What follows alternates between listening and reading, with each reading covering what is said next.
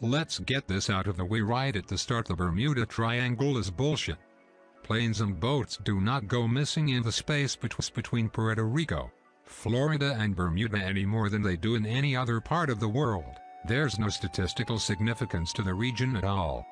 Even though there are plenty of natural mechanisms which could sink boats over the oceans, almost none of them exist in the triangle. Despite that, the triangle has made it into the news again. Although we were initially braced for another round of nonsense explanations behind the myth, fortunately, for the first time in ages, the reports are actually pointing out that the phenomenon simply doesn't exist. During an on-air interview with news.com.au, one called Nikki, a well-known science communicator out of Australia, notes that the number of vessels and aircraft that disappear in the area is the same as anywhere else in the world on a percentage basis. It is close to the equator, near a wealthy part of the world, America, therefore you have a lot of traffic. According to Nikki, the myth behind the Bermuda Triangle began when several high-profile military convoys, and their subsequent rescue missions, went down in the region between the First and Second World Wars. In reality, terrible weather and less rigid boats and aircraft ensure plenty of disappearances.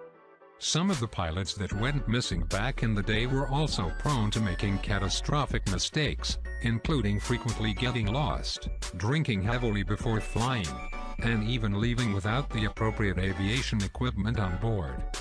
Bodies and wreckage were never found in most cases, but this isn't surprising considering that it's a massive body of water that's incredibly deep. Even today, the wreckage of planes and boats are rarely located despite massive advances in reconnaissance and tracking technology. Nevertheless, this combination of missing crew and highly publicized disappearances ensured a legend was born.